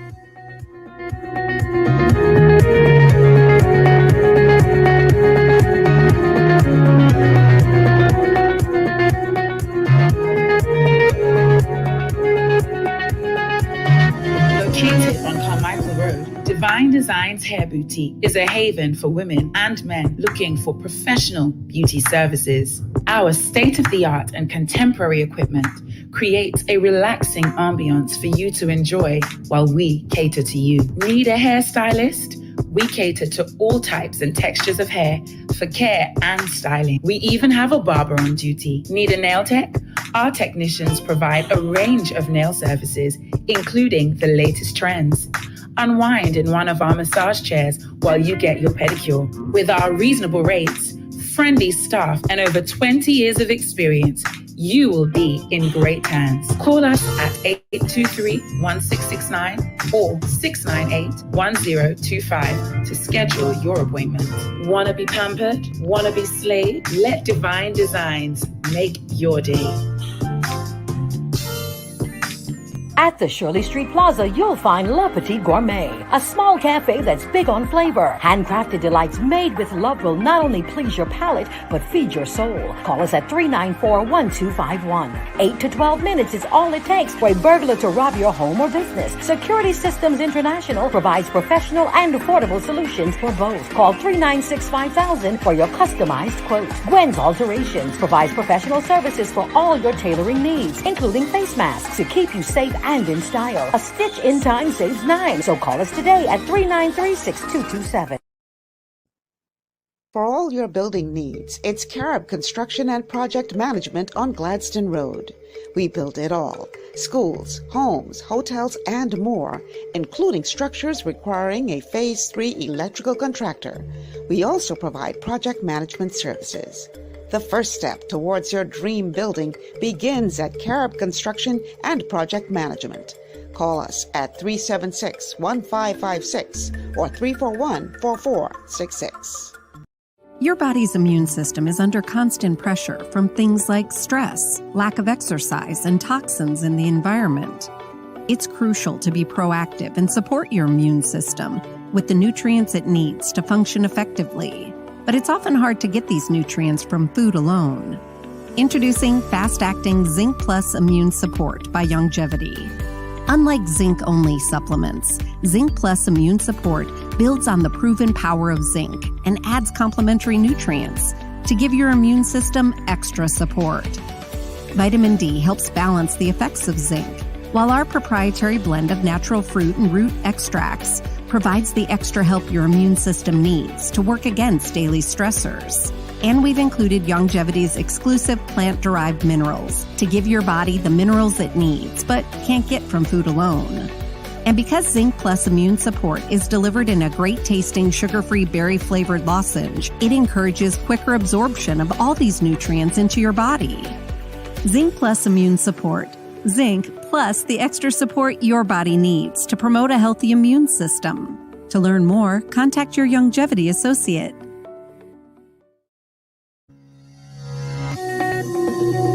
And welcome back to GPS, Global Paradigm Shift on Glory 93.9 FM. It's Wellness Wednesday, and we're talking about the 7 strategies for healthy living. And we're breaking this down into 7 chapters of a book. And we spent the first hour and a half of the show alone just talking about the first chapter, which was protein.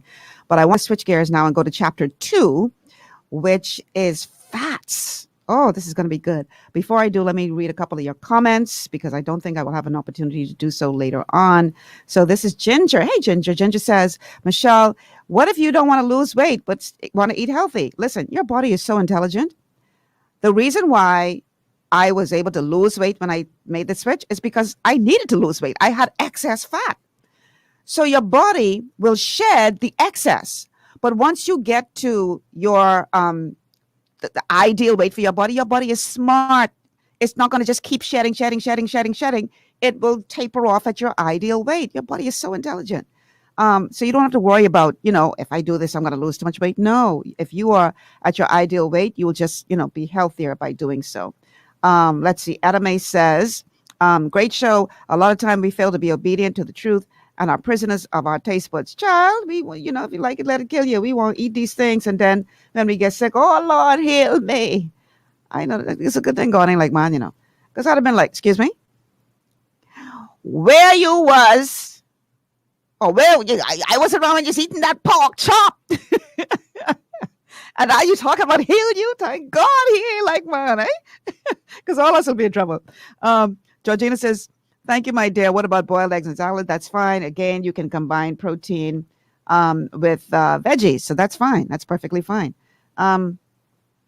Let's see. Rochelle says, I love pork chop. Yeah, Rochelle, you might like it, but is it worth it? If it's doing damage to your body, that's the question. Okay, let me read one or two more. Bertha says, thank you, Michelle. When I don't feel like eating dinner, I just eat eggs. I thought this was unhealthy. I love eggs. Eggs is actually very good for you, but it just depends on how you prepare it. Okay, that's important. Let's see. One more. Georgina says, I'm loving this information. Thank you, Michelle, for providing positive alternatives. Oh, you're welcome. Okay, let's get to chapter 2. Prepare to have your minds blown, people. Chapter 2 is all about fats, and fats are probably the most misunderstood of all of our nutrients. Yes, fat is a nutrient. We are, in many cases, suffering from fat deficiencies. Even though obesity is off the charts, most people are suffering from a fat deficiency. And when you have a fat deficiency, it leads to many diseases, such as cancer and heart disease and diabetes and dementia. These are all manifestations of fat deficiencies. And yes, there are other contributing factors, but fat deficiencies is a major contributing factor to these problems. But now here's the tricky part. It's not just any fat, okay? Because not all fats are created equal. And when I talk about deficiencies in fat, I'm talking about deficiencies in the right kinds of fat, because there's good fat and there's bad fat. And unfortunately, we're getting plenty of the bad fat, but hardly any of the good fats in our diets, unless we are properly supplementing. There are fats that can actually heal the body, and there are fats that will actually kill your body. So not all fats are created equal. There are fats that are responsible for every healing process in your body. Fats are extremely important. And there are fats, alternatively, that are responsible for every degenerative process in your body. So you got to be eating the right kinds of fats, people. And if you look at the level of diseases that we're battling today, clearly we aren't.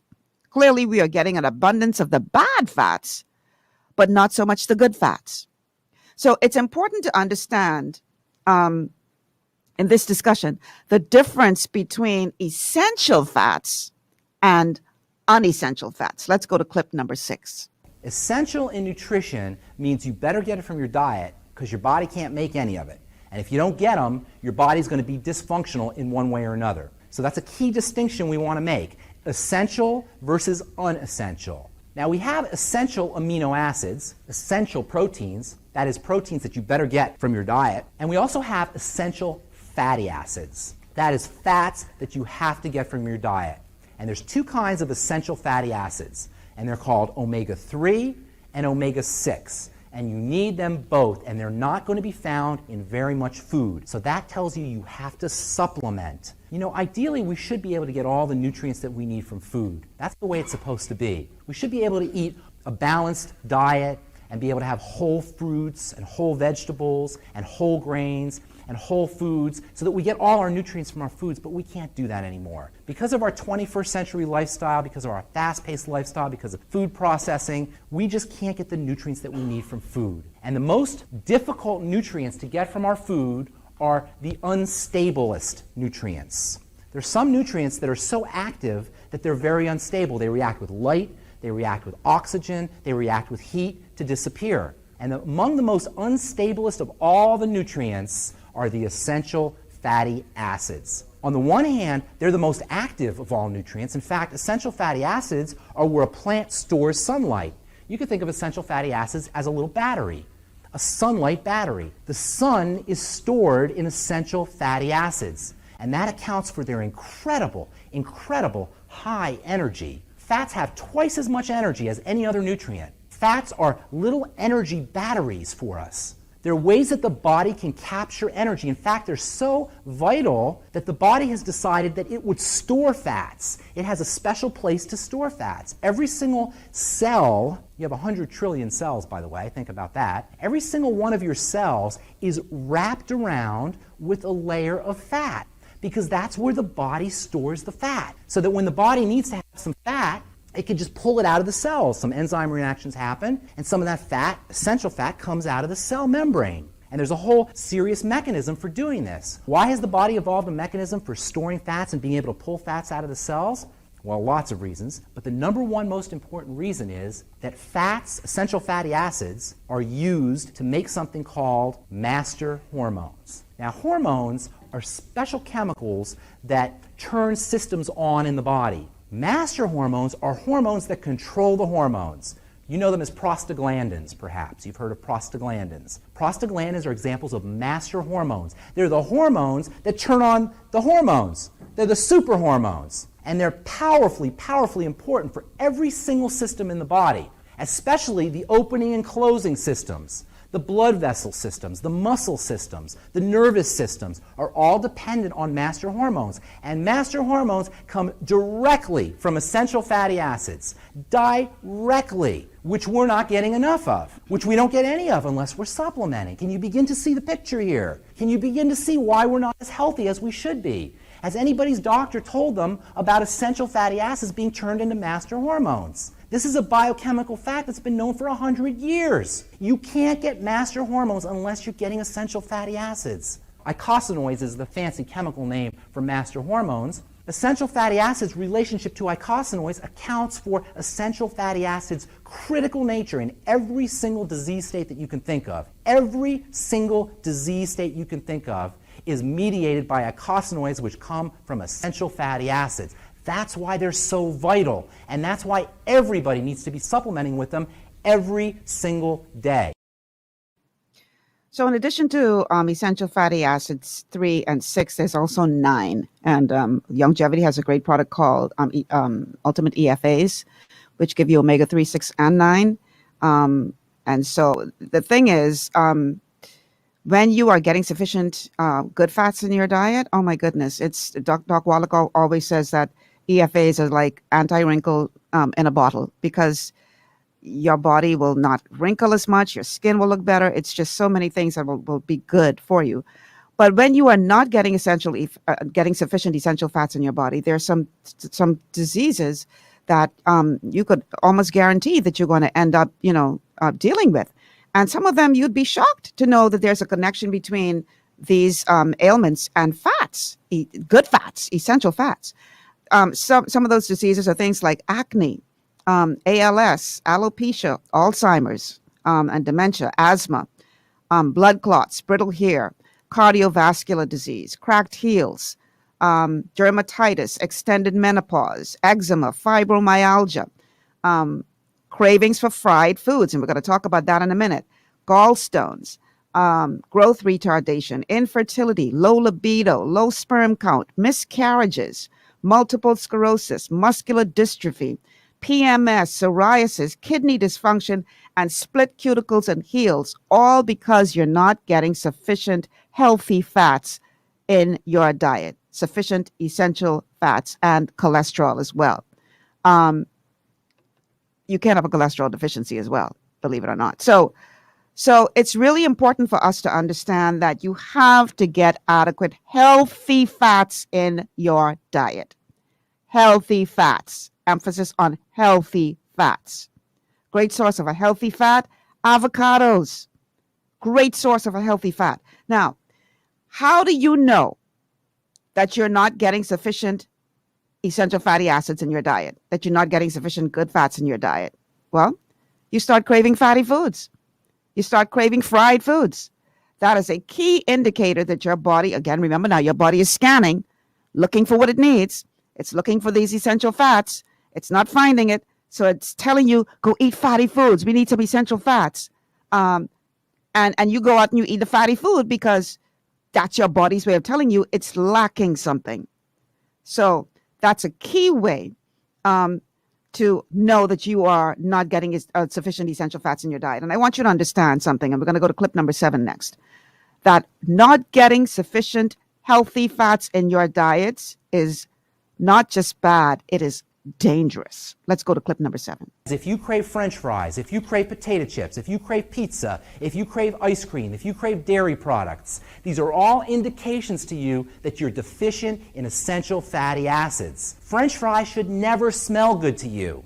If you think French fries smell good, that's your body crying out for essential fatty acids. When you start to supplement with essential fatty acids, fatty foods won't taste good to you, because you will have met your body's requirement for fat.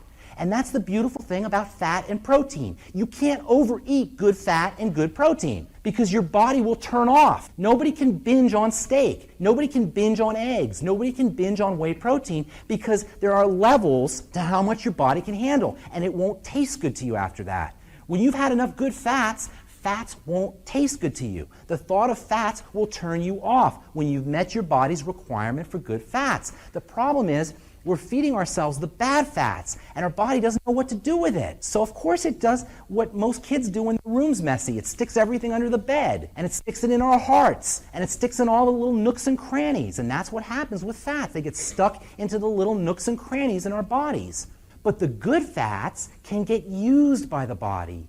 That's why good fats are actually a weight loss tool, because good fats get burned for energy. Good fats get stored in cell membranes to make new tissue, to make new cells. Bad fats get turned into the kind of fat that stays in your heart or stays in your legs or stays in your belly. The good fats can get used. The good fats can get burned for energy. And the good fats fill you up. In fact, if you're really hungry, do a little swig of good fats, essential fatty acid fats. It'll kill your appetite. It's one of the best weight loss tools that there is, good fats. Nobody should ever be on a low-fat diet. And a low-fat diet is one of the most unhealthy diets that you can be on. A low-fat diet keeps your body from being able to absorb fat-soluble nutrients. A low-fat diet deprives your body of an essential source of energy because fats have twice as much energy as any other nutrients. People on low-fat diets get very depressed. Why? Because our brain is made up of fat. Everybody in this room is a fathead. Everybody in this room has a brain that's made up of 60% fat, and one of the first things that happens when you're on a low-fat diet is you get sluggish and you get tired because your brain doesn't have energy to work with. Now everybody knows about glucose for the brain and glucose for energy. Glucose gives us quick energy, but fats give us sustained, long-burning energy, long-acting energy. That's the way the body likes to work. It doesn't want to have quick, fiery energy. It wants to have long, slow-acting energy. And that's what fats do. They provide the body with long, slow-acting energy. So the next time somebody calls you a fathead, don't take offense. But there is definitely a connection between good, healthy fats and the brain and brain function. Matter of fact, the brain is mostly made up, like he said, of fat. And the studies have shown that the kindest gift that a mother can give her baby when the baby's in the womb is to be supplementing with EFAs. Because studies have shown that the baby will be smarter.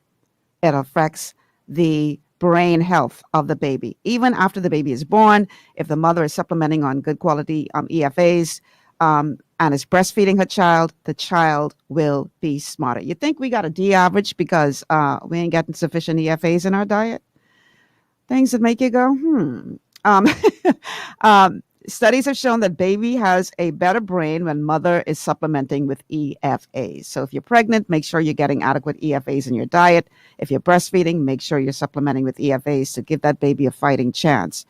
EFAs is also an important tool for lubricating the body. And any issues of lubrication, such as arthritis, can definitely be helped by supplementing with EFAs. And when circulation gets sticky, because of bad fats, then EFAs can actually come to the rescue to liquefy the fat. So EFAs are one of the most important tools for people who have heart disease. If you have heart disease, get on some essential fatty acids. And much more important to protect the heart than any other drug that you can, any other pharmaceutical drug. I'm sorry, EFAs. That's the way to go.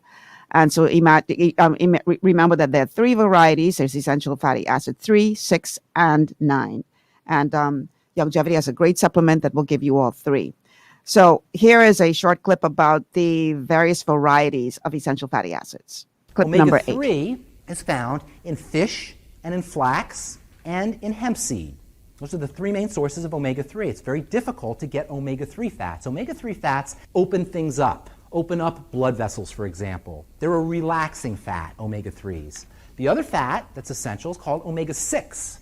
Omega-6 comes from sunflower and safflower and soy, sesame, corn, many sources of omega-6. Much more difficult to get omega-3. So if you're going to supplement with a fatty acid, a lot of people will say, well, don't worry about your omega-6s because you get plenty of omega-6s. Just take your omega-3s. The problem with that is, even though theoretically we're supposed to get enough omega-6s, we don't because we cook our fats. Not only that, but because fats are so unstable, as soon as the light hits the fat, it destroys the essential fatty acid. Do you ever wonder why all those oils that you get at the supermarket, those delicious oils, come in a clear bottle? Okay, how can they come in a clear bottle if fats are so unstable? Well, that's because the oil manufacturers take all the good stuff out, and all we're left with is the carcass. And that's what the oils are. They're just the carcass. They're the emptiness. There's nothing in there to go unstable. That's why they can be in a clear bottle. You never want your fats in a clear bottle if they're going to be filled with nutrients, because light is the enemy of essential fatty acids. Light and heat are the 2 enemies of EFAs, essential fatty acids. That's why you don't want to cook with your essential fatty acids either. You want to put your essential fatty acids on your food raw. And remember, fats need to be mixed with proteins because they go together. Remember, protein carries fat around. So the best place to put your fat is on your hard-boiled eggs or on your protein. In your smoothie with whey, put your essential fatty acids because fats get shuttled around the body with protein. Just like we said earlier, you don't want carbohydrates with protein. You do want fats with protein. Food combining becomes an important healthcare strategy. So this morning, after I heard that last night, I took 2 of my 3 recommended EFA capsules with my breakfast of protein this morning. I said, okay, Ben, thanks for that bit of information. You want to understand that when you see things like dry skin, that's a sign that you are not getting sufficient healthy fats in your diet. And here's one that's important for you ladies, menstrual cramps. Menstrual cramps will go away if you are adequately supplementing with essential fats 3, 6, and 9. And that's because menstrual cramps are mediated by master hormones. And if you are not getting master hormones, then your muscles and blood vessels don't open and close appropriately. And that's what a cramp is. And so you want to supplement with EFAs to get rid of menstrual cramps. Now, when you eat food, you have to understand how the body stores fat. And I'm just going to try to squeeze in this last one. Your body will take the food and break it apart and then store it in little pieces and rearrange it as needed. That's how it ideally should happen. But that's what it does with all nutrients except fat. Let's play that final clip. When you eat a fat, it goes right into your blood, and your body tries to work with that fat as it is. And that means it tries to make cells out of the kind of fats that we're eating. That's why most of us are walking around with Hershey bar cells and pizza pie cells and all the kind of cells that are sticky and hard and don't make for good health. When the body tries to make a cell with a sticky, hard fat, you get a sticky, hard cell. And a sticky, hard cell will not let nutrients in. An essential fatty acid-based cell is flexible. It flows. Nutrients can flow in and out appropriately. One of the main reasons we're so sick is because the cells that we're making can't absorb nutrients like they're supposed to because we're not building them out of the right fats. So that's chapter 2, fats, protein and fats. Just with these 2 chapters, by the way, you already know more than most of your doctors about nutrition. Yeah. So remember now, fats, healthy fats, essential fatty acids are not the same as oil. You heard him talk about the problem with oil. Oil is the carcass. That's what's left. And as you know, if you've been listening to this show, that the problem with oil in a bottle is it becomes oxidized because of that little air bubble in the bottle. And as long as that air bubble is in that bottle, it is oxidizing the oil. And then when that gets into your body, it causes inflammation. And then when you fry it, forget about it. It's all over then. Because that really oxidizes the oil and that causes inflammation. And inflammation breaks things in your body. So when we're talking about fat, we're talking about essential fatty acids, omega-3, 6, and 9. Okay? That's what you want to go for. The healthy fats. Your body needs healthy fats.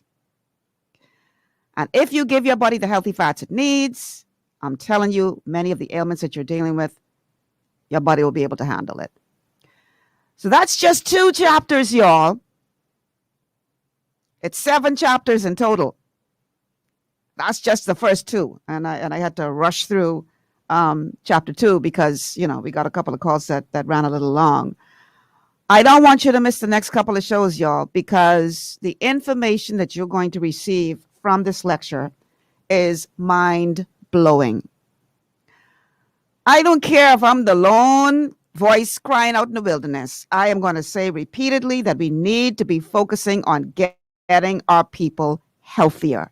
That is how we beat COVID-19 or diabetes or cancer or heart disease or kidney failure. I could go on.